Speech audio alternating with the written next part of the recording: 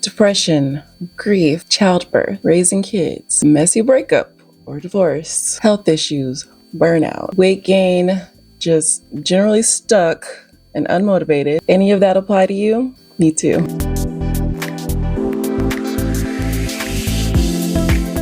Hey, sunshine. I've experienced almost everything on that list, but each and every time I've managed to bounce back stronger and better than I was before. And even though life is lifing right now, I'm here and so are you, so that is all the evidence that we need to know what's possible. So in this video, I'm just going to share 17 tips that just have helped me in the past to pull me out of some of my deepest, darkest moments and have helped me to just really hit that reset button. I wanted to share as many as I could because the last year has just been the toughest year of my life. It started initially with me putting this list together to help myself because I've just had a really tough time pulling myself from what I've been going through. So I had to dig deep to find the things that really helped. And I figured that it may be helpful to someone else who may be going through something similar or just hitting a really rough patch, maybe going through depression. I know a lot of people are going through seasonal depression. I live in LA. With the grace of God, I haven't been affected by the fires, but a lot of people have.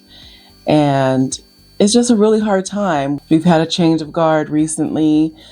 So there are just a lot of things going on in the world. This is a time that may make it hard to just get going and get moving and to really reset and refocus on your life and what you want and your goals personally. If you live long enough, you will hit bumps in the road. And I'm just a strong believer in it's not about how hard you fall, but how fierce your comeback is. So without further ado, here's what I've used in the past and what I'm using right now to reset, restart my life, and level up. So my first tool is therapy. And I know the natural thing is to think about, getting a therapist and having talk therapy, but therapy can come in a variety of forms. It doesn't have to be that way.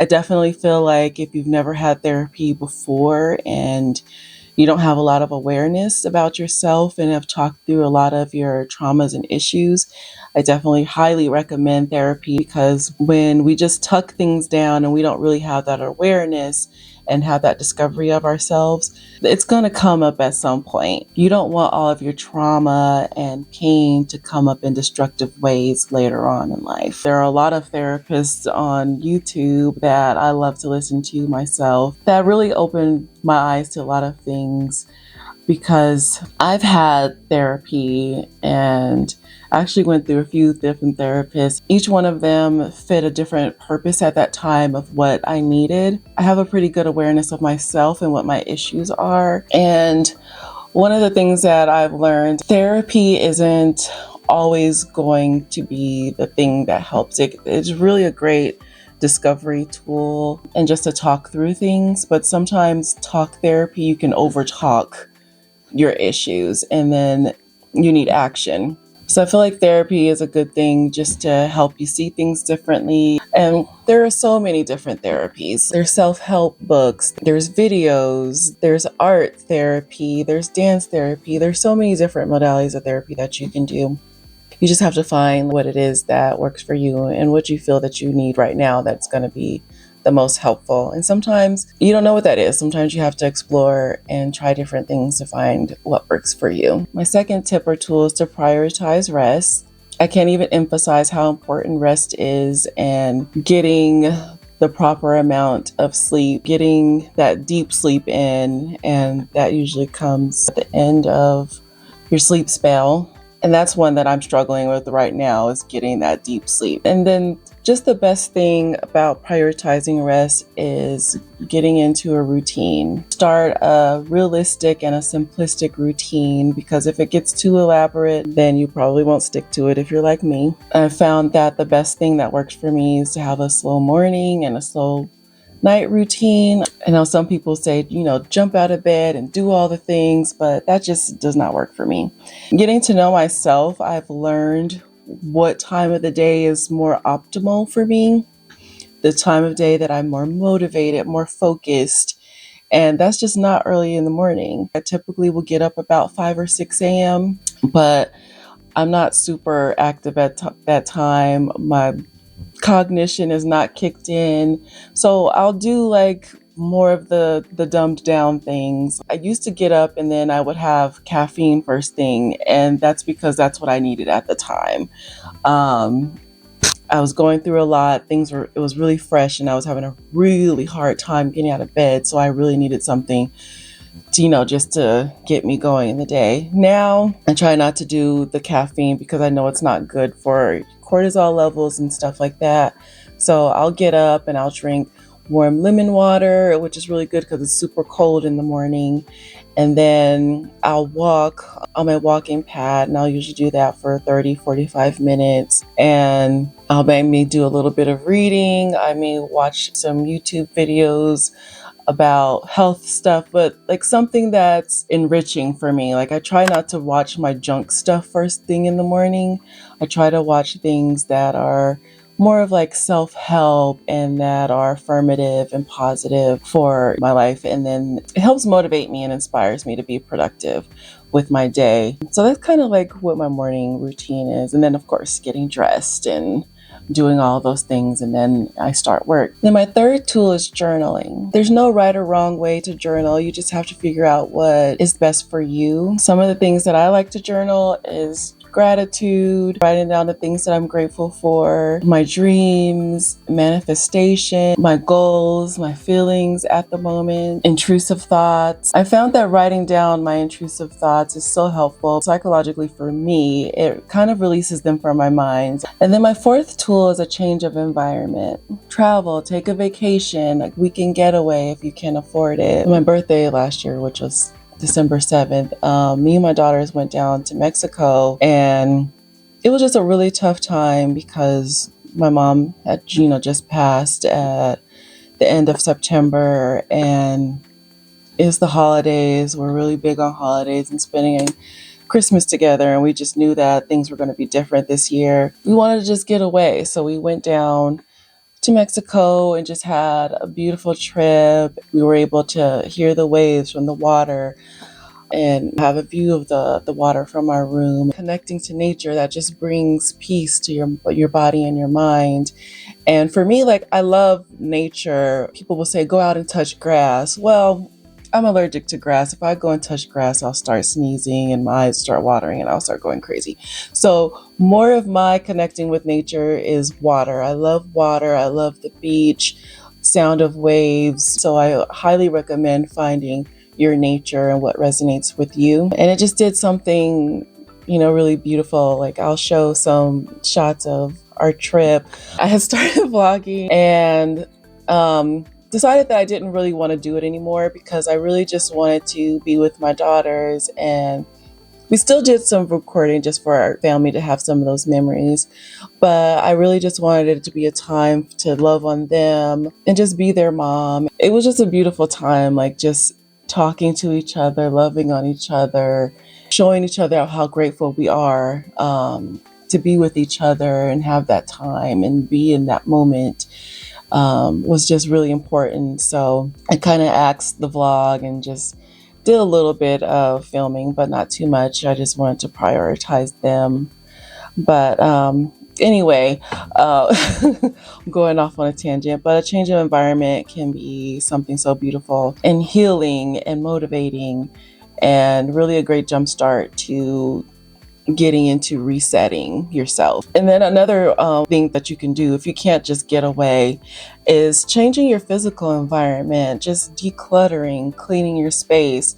That always makes me feel really powerful when I clean my space and everything's neat and in order. I'm a strong believer that your environment impacts your mindset. Messy space, messy mind. Redecorating can be very powerful. I have this little video on my channel about me finally decorating my powder room, which was just completely neglected for a year. I should be ashamed of myself, but that just really made me feel good and really motivated once I finally got that thing done. And buy yourself flowers if you're a flower type of girl. Flowers always just make me feel really happy, just the smell of them, looking at them. I don't know, something psychologically, it just does something really good for me. And they don't even have to be expensive. You just go to the grocery store, Trader Joe's, wherever, and just get flowers. And those always give me a little oomph, when I need it. Even better if somebody else buys you flowers. But it's another story. Buy yourself flowers, girl. Okay, and then my fifth tip is to disconnect or reduce your negative social media. I know it's hard to disconnect. It's probably damn near impossible to just disconnect because a lot of us get our news from social media. We're connected with our family members, friends, and all those type of things. So it's hard to just say disconnect, but if you can disconnect from the negative social media, it does a world of difference for you, because a lot of that stuff is just distractions that just keep you spiraling and scrolling, and it'll keep you distracted from your life. And trust me, I know I can tend to be avoidant sometimes when I'm going through things, and I've had to consciously tell myself when I'm scrolling and looking at the type of stuff, even if it doesn't seem like it's something that's inherently negative, it's still negative to your mindset, and it's keeping me distracted from myself and from my life. And it keeps me from focusing on the important things I need to focus on, and then keeping me from tapping into myself. So unfollow those brands or people that don't make you feel good about yourself, especially if you're comparing your life to other people's lives out there. They say comparison is the thief of joy. Change your algorithm to things that are more positive, that feed, into your higher self. Like for me, I like to listen to things that are more motivational, about business and entrepreneurship, that are more educational. I like to watch a lot of health things, just to learn about my body and physiology. I've been going on a crazy spiral learning about metabolic syndrome. I've been doing all of this very interesting tests. Like I bought myself a glucose monitor, and then I have a blood pressure thing. So I've been trying to test how different foods affect my body individually. You get this one size fits all, and you try all these different diets, and what diet works for one person may not work for another. So it's really interesting to get the numbers behind what actually works for you, especially with diabetes and kidney failure and all these things that run in my family. So I've just been really curious to learn about what things affect me individually. So, sorry, spiraling again. All that is just to say to reprogram your social media to give you things that are a little bit more positive and that help you to get to that next level, to get to your higher self. And then my sixth tip, I'm not going to spend too much time on it because it feeds into the previous one, is just to listen to positive, affirmational, and motivational content daily. As I'm doing things throughout the morning, I'm listening just to give myself that boost. And it's kind of like habit stacking. So you don't have to sit there and look at those things at separate times, because sometimes it's hard to squeeze all these things into our day. So while I'm drinking my lemon water, while I'm showering, while I'm walking on the treadmill, while I'm doing all these other things, I have that going in the background. Even if I'm doing something else and I'm not super paying attention to it, my brain is still absorbing those things. And then my seventh tool or tip is to spend time with the people who love you. Be family, friends, just those who care about you and who you know are going to pour into you. I know when you're not feeling the best, it's easy to detach when you're unhappy. And I'm the biggest culprit of it. My natural inclination is to just retreat into myself. And it's not because I'm trying to be mean or hurtful or dismissive to other people, but I always just kind of feel like I don't want to dump my problems on other people. I don't want to be a burden to other people.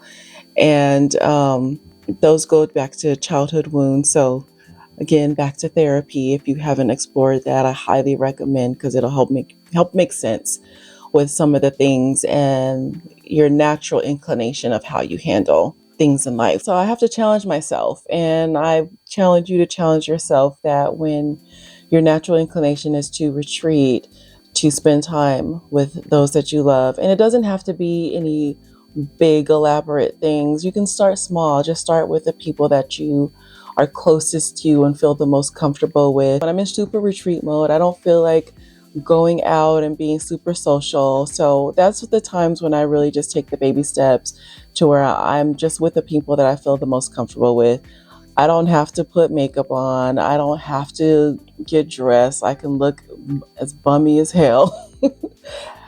And then, it's okay because I feel comfortable with them. So yeah, lean on your loved ones. Then my 8th tool or tip is to introduce one new habit. Habits have been a really good way for me to get myself out of my ruts. And I suggest using like a habit tracker for your habit, because there's something, at least in my mind, when you see yourself tracking a habit and you're being consistent with it, then it makes you want to do more and more things. So make it simple, make it something sustainable. It can be one of the items in this video if you need some ideas of where to start, and just take it one step at a time. When everything was just really fresh with my grief, some of the things that I started doing was just getting out of bed early and walking. That simple. Like, that was all that I could do at that time. That was all that I had to give. Me doing that helped me to build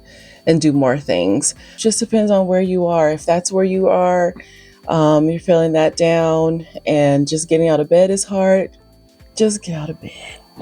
That can be your habit. My 9th tool or tip is to have a spa day, beauty day, self-care day. So this could encompass doing your hair removal, doing a new hairstyle, skincare, your nails, get a massage, body treatments. I'm a huge fan of body treatments. The list seems like exhaustive, but you can do a lot of these things at the same time. Like when I, took my vacation, I did a spa day, got a body treatment. Amazing. Because I know for me, if I look good, I feel good. If I put some effort into my appearance, and it just makes me feel motivated to do other things. Who wants to be just stuck in the house looking all cute? You want to go out and you want to be seen. You want to do stuff. So that can feed into all these other things, like spending time with friends or loved ones. If you're getting dressed, doing something with yourself and looking cute, then it's like, hey, okay, yeah. Now I do feel good to go out and, be social. So highly recommend. Get cute, girl. Okay, and then my 10th tip or tool is prayer and meditation. You need to connect to your spirituality, with whatever you believe in. I know for me, like, I need to have that conversation with God. It makes me feel good to have those conversations with God and just expressing my gratitude, and then asking for that protection around my family and my loved ones and myself. It's just that constant reminder of just working in tandem with God as your partner in this life. That's the beautiful thing about prayer, is reminding you that you're not in this alone. And then just meditation. Just quiet meditation is not the best for me. I prefer guided meditations, affirmation like meditations. That's kind of the meditations that I love to do. And they just feel great. After I pray and meditate, I just feel like my soul and my spirit is at peace. 11th tool or tip is to buy something new that you can afford and that makes you feel good. This can be a perfume, a book, shoes, handbag, clothes, accessories, cosmetics, candles, flowers, like we said before, a nice bottle of wine. I mean, sometimes it's just nice to buy something for yourself that you'll use. I don't know. I just like stuff.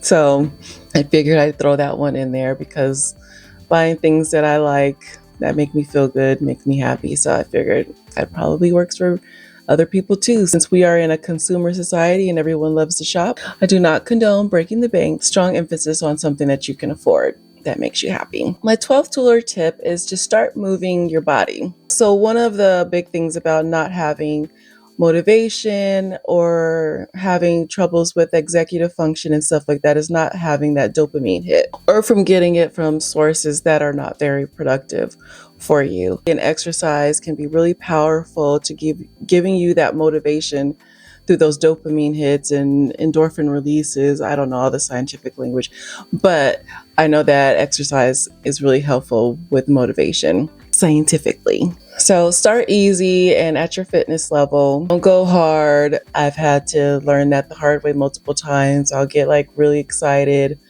about a new fitness routine and I'm like, I'm going to do this every day for an hour. And yeah, burn out after 2-3 days, and then I just completely drop it. So don't do yourself like that. Start out slow. It could be just walking regularly, start a fun workout class. If you like to dance, taking a fun little dance workout class, join a gym. If that's your thing, there's a plethora of fitness workouts online that you can do for free, and try to make it fun as much as possible, because I know a hard thing for me with workouts is it's boring. Like, 'cause a lot of times it's just really boring. So I have to find ways to make it fun for me, or else I'm not going to do it. Like, period, I'm not going to do it. So find, what brings you joy and what makes you happy and what makes it sustainable for you. All right. And we're back. Sorry, y'all. I had to switch out my battery. I've been talking for too doggone long. Okay. Then my 13th tip is to do a cleanse. You know what they say, you are what you eat. When you're trying to do a reset, sometimes it's good just to start from the inside out. When I do a cleanse, it has so many benefits. Like, one, it brings you clarity. It has that same effect of like doing the ketogenic diet. Doing a cleanse, it gives your body more of an opportunity to, is it release ketones or create ketones? I think it's create ketones. But it gives your body more opportunity to have ketones in your body. It's like the same effect of intermittent fasting, where you'll get mental clarity. It helps with executive function issues. So therefore, it will help with motivation. If you're stuck or struggling with just getting up and doing things, a cleanse can be very helpful with resetting your body inside out. When my mind is clearer and my body is not feeling so heavy and weighed down and sluggish. And it may be something that you need, especially if fun food is your comfort. You might need to do a cleanse, because sometimes it's hard to pull yourself out of a funk and to get motivated if you're just not physically feeling good. So if you do a cleanse, I found for me, if I need a reset, sometimes a cleanse is the best way, especially when I have cravings. That psychological thing with my body is doing a lot of craving. And sometimes just doing a cleanse for a few days can eliminate a lot of those cravings that I have and then put me on a healthier path. I hope that makes sense. I feel like I just rambled it off, but yeah. And then my 14th tool or tip is to set one 12-week goal. And you want to make sure that it aligns with your higher self and moves you towards being your dream woman. And it doesn't have to be super elaborate or anything like that. I highly recommend reading the 12-week year. It will help you to build a system. In the past, I've had struggles with planning things and sticking to it and not really having a really good plan, not a really good solid plan. 12-week year is a really good source if you're having troubles with like setting a system. I feel like it switches your mindset from having a goal, because I feel like when we have goals, I'll speak for myself. When I have goals, it seems sometimes so far out of reach that when I'm trying to obtain the goal, if it doesn't feel like I'm progressing fast enough, then sometimes, abandon ship. If you're more in a mindset of systems versus goals, then it doesn't matter. You're not measuring against the goal. You're measuring against the steps that you're doing every day or every week to get there. And it really is a powerful way to look at things when you're trying to change your life. And then my 15th tip to reset or restart your life is to find a new creative outlet. That could be starting a YouTube channel. It could be painting, taking an art class, writing, getting more into your beauty and style. It's an art form, like the way that you apply your makeup, the way that you do your hair, the clothes that you wear. It's a creative outlet. So don't let anybody tell you that it's just vanity. It's not. It's the way that we express our creativity. And just like, for example, I've given a few examples, but some of the examples are kind of basically the things that I'm doing for myself, which is getting into my YouTube and trying to make myself be consistent with that. Writing is something that I've loved since I was a kid. Like, I love to tell stories. I love to write stories. That's part of my 12-week goal, actually, too. Another one of my 12-week goals is working on that. And I hope to share that with you guys because I'm really excited about it.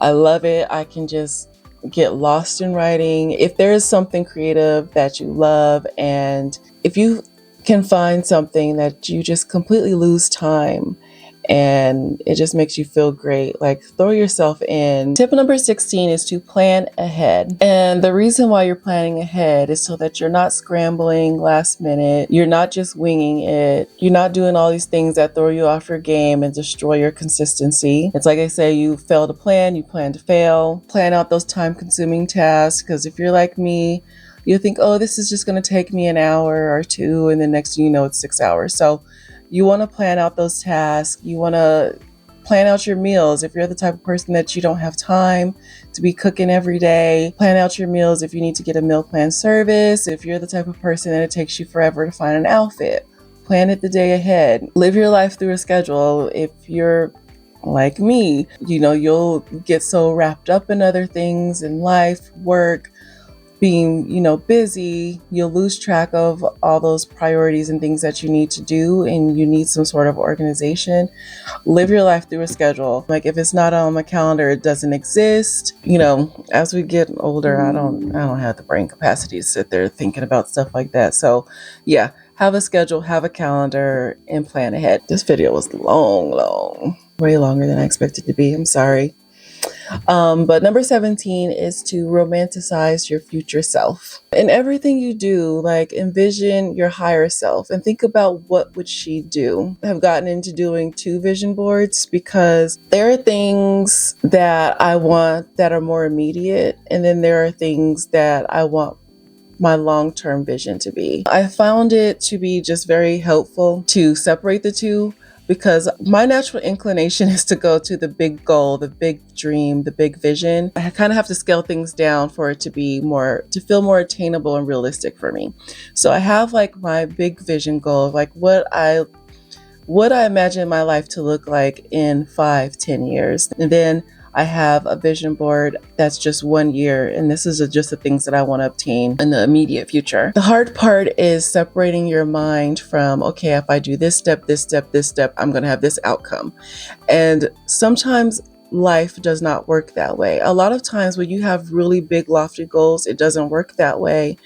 You can start taking steps and then life can take you in a whole different direction, and we just have to be kind of flexible and open to that.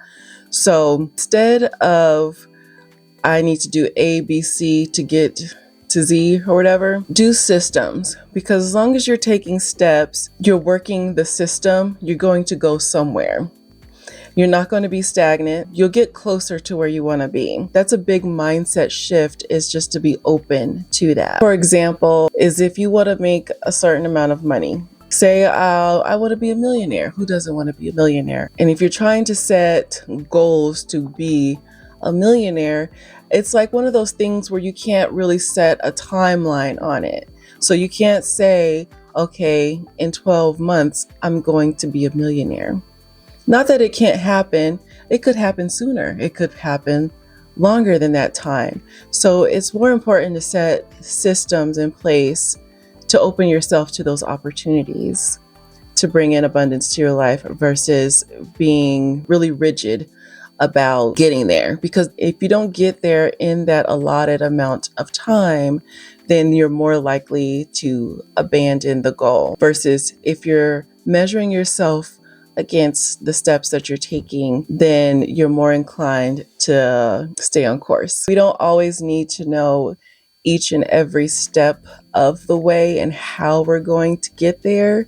We just know we have a system, we're going to work it, we're going to create those pathways and opportunities for abundance to find us, and God will take us there in the time that God sets for us to be there. Our job is to give God and the universe the opportunity to do the thing. All we have to do is keep showing up, open ourselves up to receive, because if there is no vessel, how are our blessings going to get through? So I guess that's like all part of the trend. If you look back at all the previous tips, starting a new habit, that's working the system. Doing a 12-week goal, it's working the system. New creative outlet, that can tie into all of those things, it's working the system. All these tips flow into each other to create those opportunities for you to not only reset and restart your life, but to help you to reach your higher self and to set you on that path. So I hope you found something helpful in this video. Like I said earlier, these are things that I'm doing right now for myself. I had to dig deep. We all go through things in life that just really sits you down. But it's never too late to get up, hit that reset button, reset your life. Just know that happy glow up season is right around the corner. We just gotta tap in.